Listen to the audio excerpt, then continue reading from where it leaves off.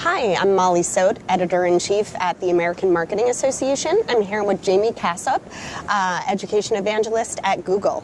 Welcome, Jamie. Thank you very much for having me. So let's talk a bit about the role of technology in education. How have you seen that evolve in your time at Google? Yeah, well, we can go even before Google, right? So Sure. This idea of technology and education. I get a question all the time around how does technology improve education? And my answer is usually, well, how do textbooks improve education? How do desks improve education? These are just tools. And we've been talking about tools in education since the very beginning, right? So first, motion pictures. We're going to revolutionize education, and television and computers we've been talking about for a long time. What I think is different today is the ease of use of technology and the cost of technology and how much cheaper it is to use technology. Those factors have contributed to an uptick in how we use technology in education. And I think what we can do is take that technology and help bring education to the next level, because that technology is finally at the point where it's useful. Interesting. So talk about Google's role in all of that, right? What role will Google have going forward in contributing to and ensuring that students pursue higher education? Yeah, that's a great question because, first of all, I say this all the time, which is that Google would be involved in education whether we had an education team or not, right?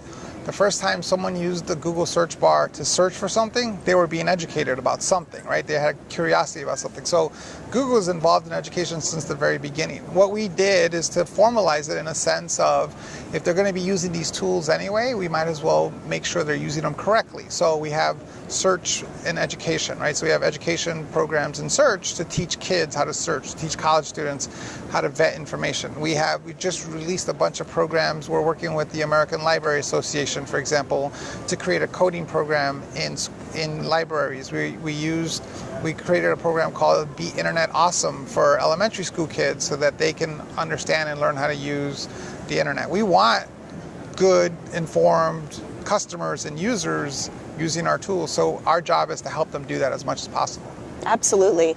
Speaking of having students learn to code, you do some on-the-ground education work. You teach high schoolers how to code, and you also work at a university. Right. So talk a bit about how that on-the-ground work informs your evangelist work at Google. Yeah, so first of all, I actually teach communication courses at my school. They teach me how to code. So this is it's a computer science school already. So this is a computer science school in Phoenix called the Phoenix Coding Academy, where we took computer science and we embedded into all the subjects that kids are learning, whether it's history, art, any of the sciences. Computer science is involved in that. And so what I do there is I teach them how to take that information that they're learning how to do and learn how to communicate. I think communication skills are very critical to teach in high school. I also teach leadership classes, organizational development at Arizona State University. I don't do that as much as I used to because there's only so much time in a day. But I think, a reason why I do these things is because it does inform the work that I do. It helps me think about what we need. So yesterday I tweeted out, for example, one of the things that I'm learning from these kids is that we need to do a much better job of helping them identify fake news, helping them identify, whataboutism, helping them identify the methodologies and tools that people are using and communicating so that they can identify and know what it is that they're looking at. Absolutely. So you're a big Twitter user. I am. Let's end on any tips you have for marketers in using Twitter and social media in general to get the word out about any purpose that they're passionate about. Yeah, so that's a great question.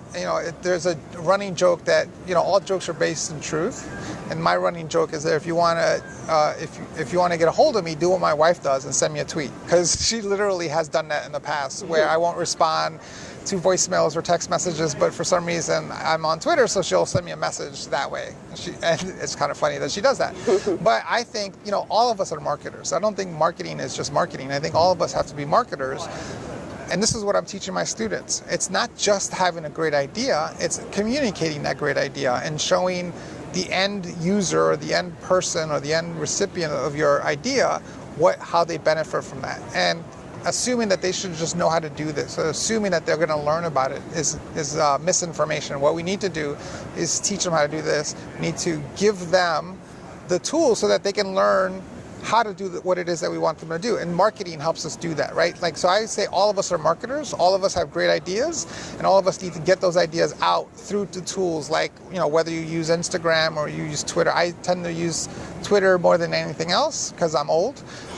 Kids today are using Snapchat and other things. And it's also an understanding what you do with these tools, right? Like, I talk to lots of old people like me who are like, I don't get the Snapchat thing, right? And it's an understanding that Facebook, for example, is about identifying your greatest hits, right? Like, I went on vacation and here's my 10 pictures.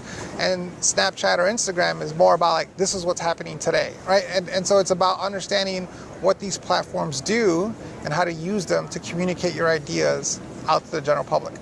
Absolutely. Great. Well, thank you so much for being here with us today. Thanks for having me. Great conference. Thank you. This is Molly Stote, American Marketing Association.